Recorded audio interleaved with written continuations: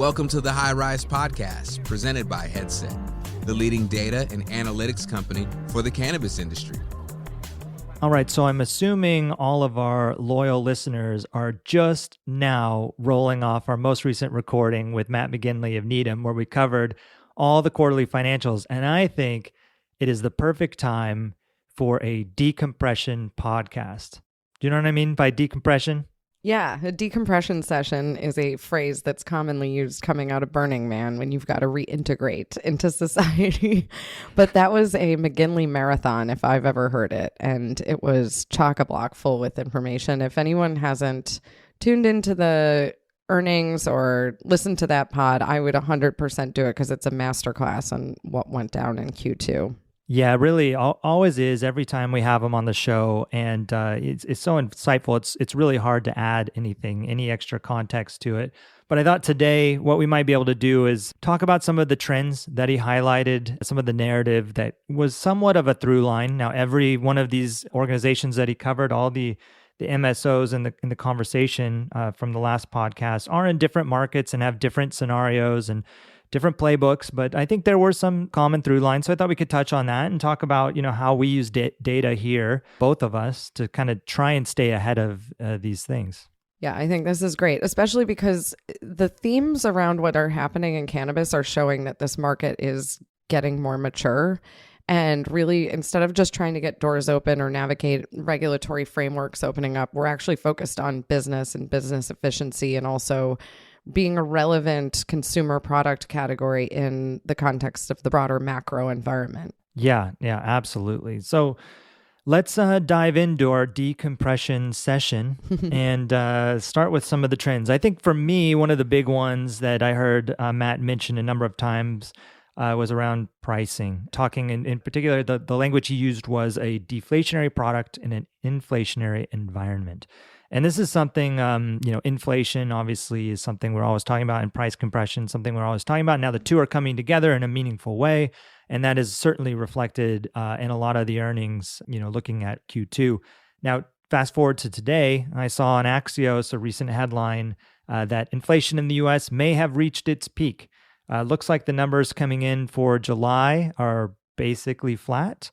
And it looks like a lot of that has to do with energy costs. So the price per gallon really has come down, which I'm sure everyone has recognized, especially, given some of the highs we saw just, a few weeks or months ago. And I think, those numbers mean maybe we've hit some stabilization. Yet, pricing, depending on the market, you still see some of that deflationary pressure. And, another through line I want to talk about is Michigan, and pricing is a big piece of that narrative. But before we get into that, what do you think about pricing and a deflationary product? And maybe the inflation has stopped, but this thing seems to be just changing month over month. I mean, maybe inflation has stopped increasing, but we just have a long way to go till this adjusts, till we're really kind of back into more normal living zones. We had the CPI at 9.1 and then 8.5 respectively, but we want to get it down to 2. And so they're talking about, that's a big delta to get it. So the consumer will be feeling the pressure on this for a while, although it is good to know that it has probably stopped going up, which was needed. It really needed to cool down. There's other things going on that are going to be affecting consumer psyche, like some of these markets that had gotten so hot from a housing standpoint, those have seen a drastic shift. We're seeing more mortgage brokers going out of business, which like cry me a river about that. It's been a one-way ticket up for them for a while, but it always gets too hot at some point. And so, being underwater on your equity, even if it means you have a second home that's underwater on its equity, it's still painful. And the home you live in, if it's underwater on its equity, and just knowing that you have to stay there to kind of navigate that, and rates still holding high on mortgages, higher than they have for a while. So, there's a lot more going on that's going to stretch the consumer. I thought another data point that was really interesting that, Walmart is something that you watch, and you watch it in these times where when the core gets stressed. So the core is like energy, housing, and food. And they noted that their core consumer base has largely slowed down on spending at Walmart. And that tends to be kind of like a lower SES bracket. But what they noted is that a higher SES bracket has actually popped into Walmart more. And so they've been spending more at Walmart. And so one might say on first blush, that's a good sign, but it's not. It means that we're just pushing things down and the bottom is falling out. And so we just have to be really mindful of where the spending is going to be coming from.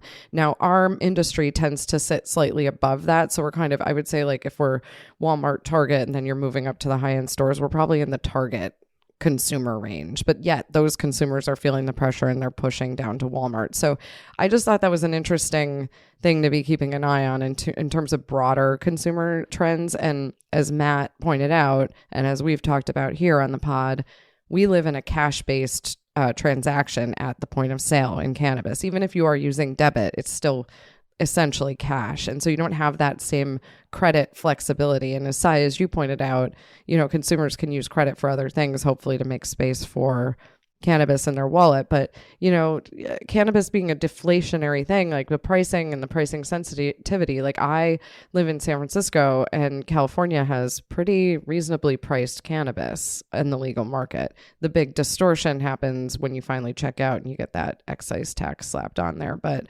it is kind of nice to see that our product pricing is down, but it is a pain point on the behalf of the actual operators.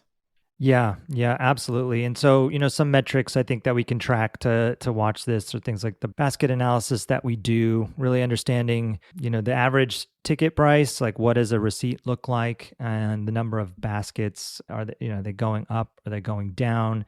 Just kind of pulling some numbers, from the California market, kind of as we're talking here, baskets are, this week from last year, definitely down, 7 to 10% here. This is just California. This could vary market to market, but, not growing at the same rate that, we might have hoped. So I think there is some impact, and this is stuff that we'll continue to watch. I think especially through Q3, we can look at Q3 metrics as far as, baskets, and maybe get in front of some of these earnings, for the next chat with McGinley in a lot of the markets that he covers. Another thing, to this point are just efficiencies and margins. He talked a lot about this and with the price compression situation. And again, nothing new, but the problem is with everything costing more, it does impact margins, and efficiencies are where it's going to be at. So, monitoring how efficient can these businesses get.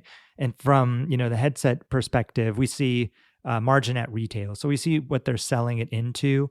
And, the interesting thing to watch will be like how much of the margin is getting eaten by the retailer versus the brand coming in, assuming like a wholesale market in there, not looking at, a vertically integrated retailer in that context, but just like someone selling into a retailer, are they selling it at a lower rate? And the retailer's keeping their margins, or, as price goes down, are the retailers losing their margins and the brands keeping their margins? And I think, I haven't looked at the numbers, but I'd probably believe that the brands are losing their margins maybe more than the retailers at this point in markets like California.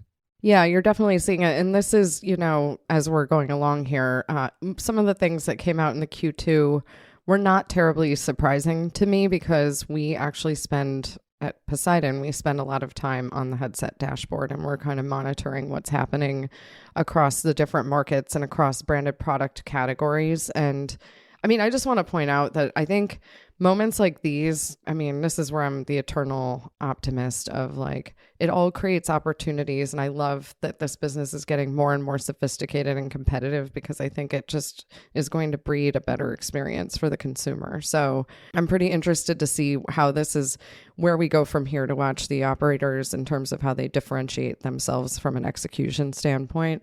But, like to your point about gummies, like I've been watching the gummies in California and watching the unit pricing on gummies in California. It's getting really competitive and the pricing is coming down. And that is, to your point about, is it the retailers or is it the branded product companies? I think the branded product companies are feeling the squeeze. Now, their input costs are lower because the wholesaling price of cannabis is cratered in California. So you kind of have to like look at all of these inputs to understand where they're coming out in terms of their margins. And I think it was Kim from TrueLeave that pointed some important things out. And I know this too from the other companies that I work with. One might think, oh, your value branding of product might be worse on margins, but that's not necessarily true because you may be putting a different quality of flour into it. And so you're kind of creating this differentiation of the tiering of products, and it does reflect itself on the input costs or the COGS of the product. So it's not necessarily that value brands are going to have lower margins. It really just depends on how the operator executes on it. These are some really interesting data points that we're always looking at and trying to understand the trends in the market. And to your point, this in California especially, I use California as kind of a canary in the coal mine, as it's the most competitive market and most sophisticated in terms and of the largest. And the largest.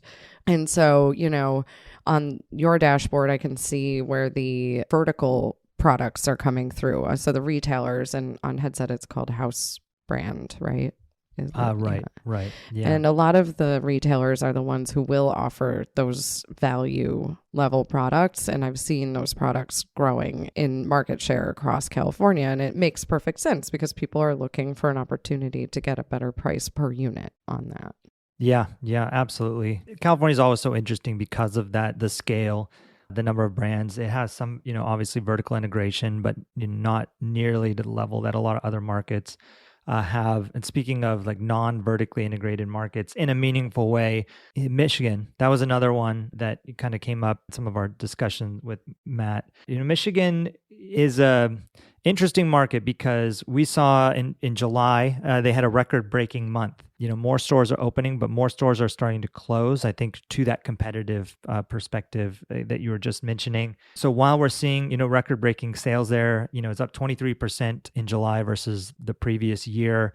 Average item price has really been hammered. So down, over 30% versus August of last year. And we're seeing like double the units, from last year. So a lot of products getting sold, but the price per product is going down. So I'm sure, cheaper products means, easier to purchase, maybe impacting sales. I know more stores have been opening up. That's impacting sales, but it is getting pretty competitive. And I think from the context of our conversation with Matt, when we're talking about these MSOs and we're talking about their exposure in markets, some of them, with exposure in a market like Michigan, it's very different than a market like Pennsylvania, which, hasn't been doing great for a lot of them, but, just is so much more limited license, right? That limited license model that they perform so well in. So that's an interesting one too. And just as markets mature, and this is something we've talked about, what happens when you fast forward and everything looks like California, over time, how well positioned are these companies? It's different. We see some of them with exposure in California struggling, and some of those, organizations that we talked about, feeling the headwinds from those markets, but, buoyed by, growth in markets like New Jersey. So it'll be interesting. And Michigan is kind of one of those that's looking a little like a California, a very competitive, but growing nicely too, right? So sales are growing. So consumers are purchasing more, have the ability to purchase more. Pricing is better. So great for the consumer, maybe not great for, MSOs with exposure there, but, the market is expanding, and it's one of those highlights that we can point to from a top line. Like, look at this is a growing market. But again, it's kind of just depends on how you look at it. And if you're looking at it through the lens of an MSO, maybe trickier. If you're looking at it through the lens of a consumer, maybe it's better for you as a consumer. Sometimes those things don't always match up. So that was an interesting one. And then I made a comment on the brands and brand power because wholesale was a thread too. Wholesale really plummeted for most of the organizations that Matt covers. And I made a comment about, well, if brands were really strong in those markets, then the consumer would be demanding those brands and, going somewhere if they can't get them. I mean, you could argue, well, what choice do they have? They could demand those brands, but oh, well, you're going to get what you get. They're not going to shop at that location. Maybe they won't find that brand somewhere else just because wholesale is down everywhere. But, brands I would say, are still very much a thing. And I think it just depends on the market. Like when I was looking at, again, not to keep picking on California, but just looking at July sales data in California, $432 million in sales, pre-tax, post-discount. And the top 5 brands attributed $92 million of the 432 total. So what is that? That's 92, 432, 21% to the top 5 brands. So carry the one. Yeah, right. So, I mean, that's significant, I would say. I haven't had a chance to do like an analysis. Is it like the top 20 brands taking 80% of the market, like maybe a very mature industry? I don't think we're there yet, but you still see a lot of concentration in those top 5. And, house brand is, I think, number 6 on that list. 6. And those are, that's the brands that are, vertically integrated that we can't disclose their sales. We lump them all into this house brand concept across retailers. So it didn't even make the top 5. So there's some real brands in there. So, I think that there is power of brands. I think brands, do exist in certain markets, but, maybe in these wholesale markets for the MSOs that were discussed, it's just not there yet, or just the retail access is so different that it's just a different dynamic. Well, and I think what you're hitting on too is that's just by brands, right? So, but if you drilled in and just did flour, then I think house brand goes way up the charts on that. And so to that end, getting into an interesting thing is a lot of the theme that came up for these operators is about building brands, and that's how you create moat, protection, pricing power around all of these things. And so flour is by design a little bit harder to brand. I would say one group that succeeds at that is the Cannabiotics with their cereal milk, which kind of tends to be the top flour brand in California. And I can say from my experience that it is the best, but no, I'm just kidding. It's one of my favorites. But I think that they've got to sponsor the podcast before you say stuff like that. I know. I should give them a call and be like, hey, no, I enjoy it among the top. I have many near and dear to my heart. But you make a good point about the control that then the top brands get, because then they control the shelf space. Everybody wants to make sure they have these products on their shelves because it's table stakes. You don't want to go into a store and not have Wild, for example. And Wild tends to sell out pretty frequently for what it's worth. So it's just really interesting.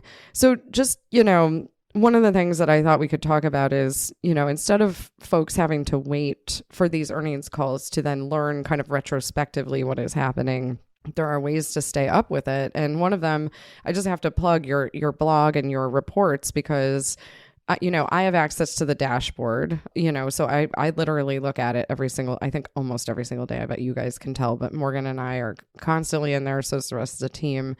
But, things that we're always looking for, which really tells you about the velocity of sales, is around, we look at pricing of the products, we look at dosage of the products. And this is really interesting as it pertains to an article that came out this weekend from the New York Times about beverages, which I think we will talk about this week. Inventory levels are amazing to watch, because you can see how things are building up, and then you can look for promotional pricing that really changes things, rankings, and how the rankings change growth. But I think, dosage, by dosage, I mean potency. And so just like an example of this is I've been watching these 100 milligram beverages rise up in terms of popularity versus the sessions or the 10 milligrams, because I think they're considered a better value. And let's face it, we're still living in this value-driven time. And I just think we have a little bit of work to do to attract the consumer like myself, who's really interested in those lower dose beverages or products. So these are the things we're always looking at, and it's really incredible to have this directional information. And I would recommend, if people are investing in this category or even looking to launch brands or build brands or anything around this space, that trying to stay up more frequently instead of just waiting for the retrospective of the Q2 calls. And yes, there's some forward-looking statements and thinking through what's coming next, but you can kind of get ahead of it a little bit and not be so surprised when it does come up. Yeah, it's really fun to watch. Just a great spot to be in, to be able to access all this stuff. And there's so many stories, so many narratives. You can just go down a million different paths of what you're trying to learn here. But always good to watch and good to be prepped for the next one, because I feel thoroughly decompressed now at this point. And we only have a handful of months before we're back in the Q3 earnings zone. So this was a great exercise. Thanks for listening to the High Rise Podcast, presented by Headset. For more information on Headset, visit headset.io.